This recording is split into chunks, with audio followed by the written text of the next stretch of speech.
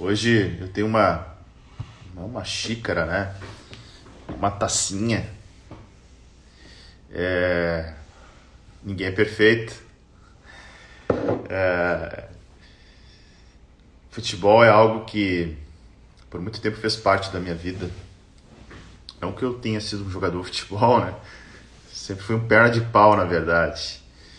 Mas eu sempre gostei muito de futebol. E essa foi uma das coisas que meu pai passou para mim, né? Mas o que é interessante é que já fez parte da minha vida, né? É tudo questão de prioridade. Quando eu era mais jovem, né, quem vê assim, eu acho que eu sou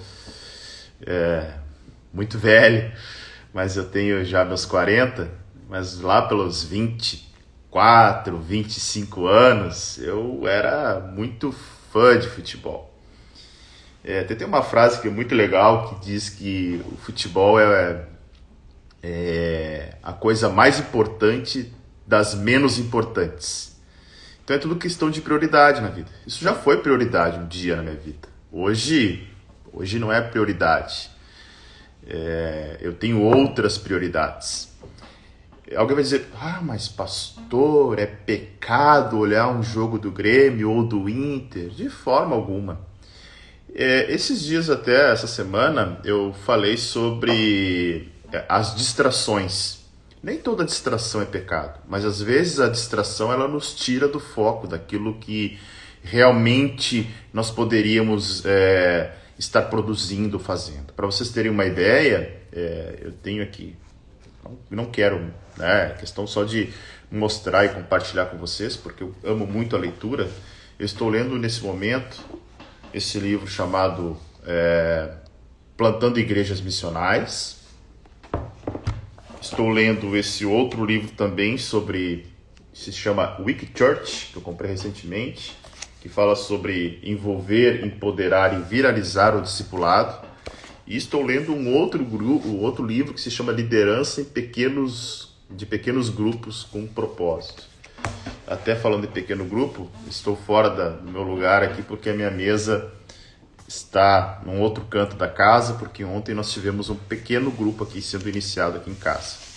E tenho uma intenção muito forte de trabalhar com pequenos grupos, pastorear pequenos grupos, né? Acredito que a gente consiga dar mais apoio, tratar, cuidar, se relacionar com grupos menores. Então, como eu estava dizendo, né, tomando meu cafezinho aqui, não tenho como prioridade hoje futebol. Além desses livros, eu tenho um outro livro aqui, 2 livros na fila, antes de nós entrar no devocional, que estão próximos aqui para leitura, que é Educando Meninas, né? Aí focado na educação da Esther, e um outro que é a indicação do meu amigo chamado Jonathan, né? Lá de Jaguarão, que é professor, e ele me indicou esse livro sobre a educação da vontade. Então, eu tenho muita coisa para ler. Para vocês terem uma ideia, esses dias estava dando um jogo do Grêmio ali, minha sogra estava olhando, eu deitei no sofá para olhar o jogo e dormi durante o jogo. Então, é tudo questão de prioridade, né? Hoje minha prioridade está totalmente voltada para a leitura, para os estudos, para a plantação da igreja, para a família, para os relacionamentos. Então, como eu disse, existem distrações que podem ser boas. É bom, às vezes, a gente esvaziar a mente e também descansar a mente, né? Faz parte, se distrair, mas a gente tem que ter cuidado com a quantidade de distrações que a gente coloca em nosso dia. Mas indo para a palavra de hoje, eu quero falar sobre, nas próximas 3 lives, hoje, quinta-feira e sexta, sobre a provocação do milagre. A música que eu botei aqui no início fala sobre milagres, né? E a gente se fala muito em milagre. Até estava comentando ontem com um grupo que estava aqui em casa, que existem igrejas que trabalham muito bem 2 questões, e você vai ver essas igrejas repletas e lotadas, né? Uma é a questão financeira, toca no lado humano, de querer prosperar, da ambição humana de conquistar. Então quem trabalha só esse lado financeiro vai ter igreja repleta de pessoas buscando bênçãos financeiras. E também o lado da dor humana, né? Que é a questão da saúde, que é a questão de milagres, principalmente na área da saúde, né? Então, mas milagre, ele faz parte, né?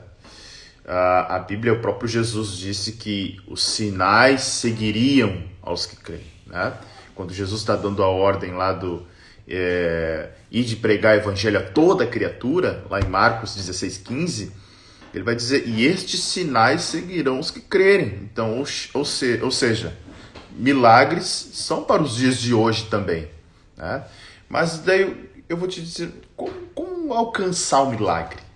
Milagre, eu tenho que buscar alguém que tem o dom e essa pessoa vai botar as mãos e o milagre vai acontecer, ou eu tenho que ir lá no monte queimar os meus pedidos de oração. Não. Na verdade, eu e você podemos provocar o milagre em nossas vidas. Mas para provocar o milagre em nossas vidas, existem no mínimo 3 passos que você tem que dar, né, para provocar o milagre. E o primeiro eu quero falar nesta manhã, falaremos do segundo na quinta e do terceiro na sexta-feira. O primeiro passo para obter o milagre em nossa vida é a obediência. Olha o que está escrito lá em Deuteronômio, capítulo 26 e o versículo 16. Hoje o Senhor, o teu Deus, te manda cumprir estes estatutos e juízos. Guarda-os e observa-os de todo o teu coração e de toda a tua alma. Ou seja, a obediência primeiro ponto, ela é um dever. Ou seja, se eu quero conquistar um milagre, se eu quero buscar o sobrenatural de Deus, eu preciso obedecer. Eu preciso entender que a obediência a Deus é um dever.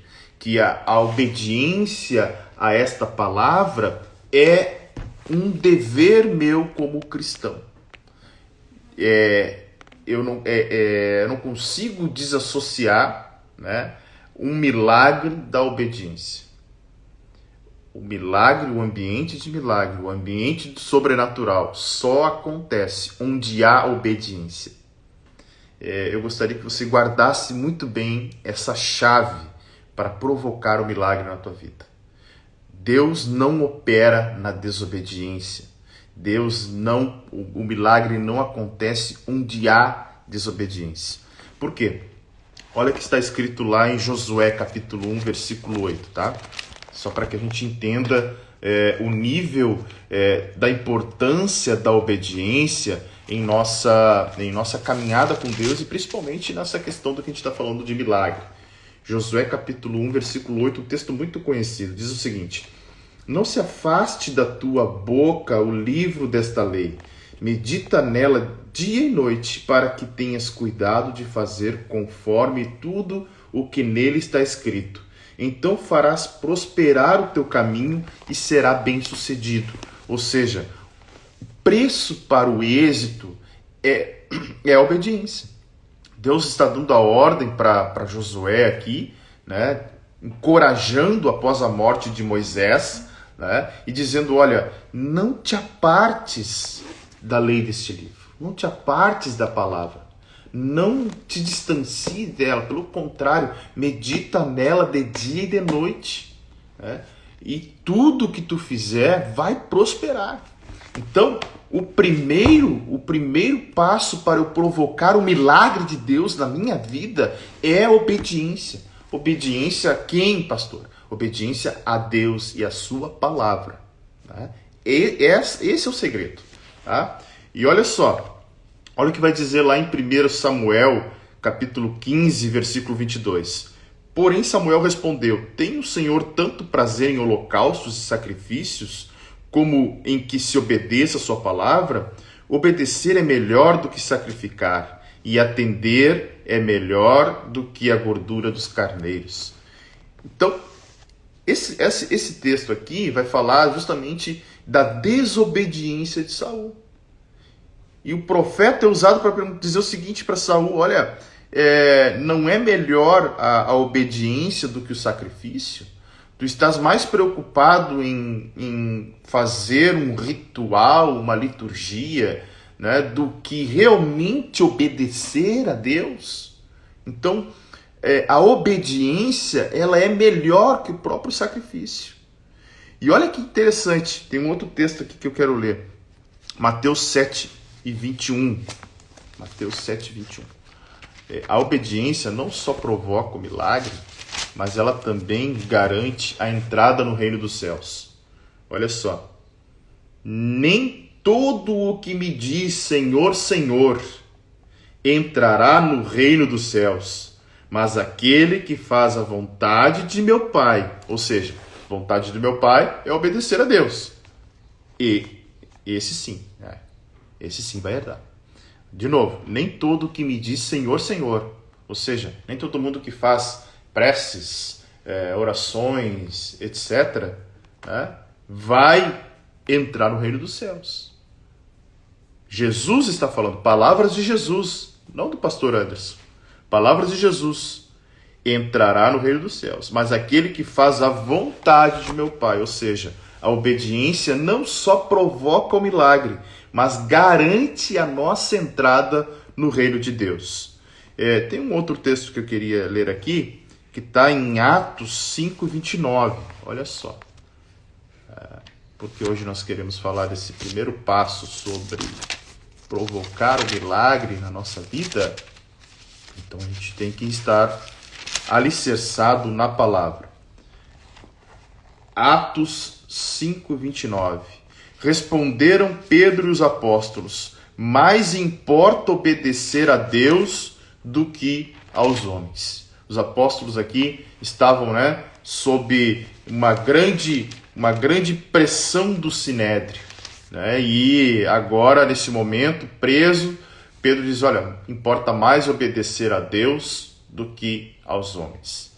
Daí você vai dizer: mas a gente tem que obedecer aos homens. Claro, Romanos 13 vai dizer que toda autoridade é instituída por Deus, mas acima dos homens está Deus. Então, entre as leis dos homens e a lei de Deus, eu tenho que obedecer à lei de Deus. Se as leis dos homens entram em conflito com as leis de Deus, eu tenho que obedecer às leis de Deus. Amém? Olha só. Quais são as bênçãos prometidas para quem obedecer? Olha o que está escrito em Êxodo 19:5. Agora, se diligentemente ouvirdes a minha voz e guardardes a minha aliança, sereis a minha propriedade peculiar dentre todos os povos, embora toda a terra seja minha.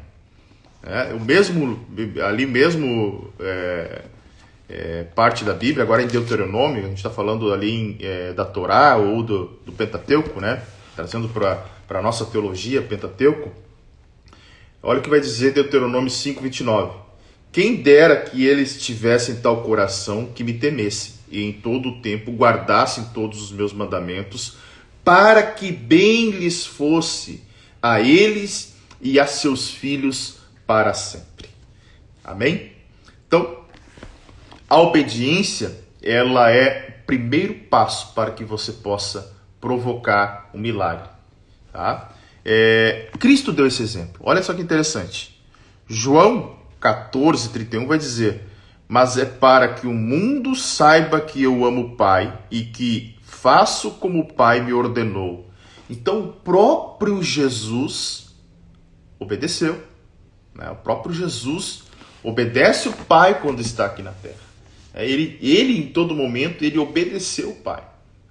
Tanto que na sua oração lá no Getsemane, pré-Calvário, ele vai dizer: Pai, passa se possível esse cálice, mas todavia seja feita a tua vontade. Ou seja, o próprio Jesus deu exemplo de obediência. Tá? Então, o que eu queria entregar para você nessa manhã, nesta primeira live desses 3 dias aí, que eu vou fazer essa minissérie sobre provocar o milagre. o primeiro passo para provocar um milagre na sua vida é obedecer. Obedecer a Deus e obedecer a sua palavra. Amém? Deixa eu dar um bom dia aqui para os irmãos que estão online comigo pelo Facebook. Ronaldo, Deus te abençoe na tua viagem, hein, Ronaldo. Irmão Gerson, um abraço. Hoje à noite estaremos juntos. Gilberto Câmara, Santiago Soares, lá da Argentina. Para o pastor Francisco, muito prazer, meu amigo, pastor que está aqui me acompanhando. Deus te abençoe. Quem está aqui pelo Instagram, o Davi, Deus te abençoe, Davi, a Vitória, o Rodrigues, quem mais? A irmã Ana, Deus te abençoe, irmã Ana, o Carlos, a Gabi, Deus abençoe, Gabi, Deus abençoe todos vocês. Tá? Um minutinho de literatura aqui, o pessoal tem me pedido, eu vou aproveitar. O pessoal tem perguntado quais são os livros que eu poderia indicar para começar uma introdução à teologia. Eu amo muito C.S. Lewis, tá? Então eu gostaria de indicar esse livro aqui, chamado Cristianismo Puro e Simples. Porque justamente, eu amo o título desse texto, desse livro. Cristianismo Puro e Simples. A gente não precisa de mais nada na vida. Então, C.S. Lewis é um autor um pouco complexo de ler, mas se teria um livro bom dele para indicar, para começar a ler sobre teologia, Cristianismo Puro e Simples é muito bom, tá? E se alguém quer se aprofundar em teologia, eu indicaria então essa sistemática do Wayne Grudem. Ela é um pouco curtinha, tem 700 páginas aqui, mas ela vai abordar todas as doutrinas da Bíblia. E é importante. Eu tinha ela de uma outra capa, acabei presenteando um pastor com ela, mas ela veio numa outra edição, num pacote de livros que eu acabei comprando. Então, para quem quer começar a estudar teologia, 2 livros aí muito, muito legais e bem interessantes para que vocês possam começar a estudar a palavra de Deus, né? Oséias vai dizer que o povo de Deus perece por falta de conhecimento. Por muito tempo, isso, né, antes da reforma, a igreja achava que ela tinha um monopólio da palavra e as pessoas não tinham acesso à palavra. Não tinha, até porque não havia forma também de divulgar e de imprimir esses materiais, né? Principalmente a própria Bíblia.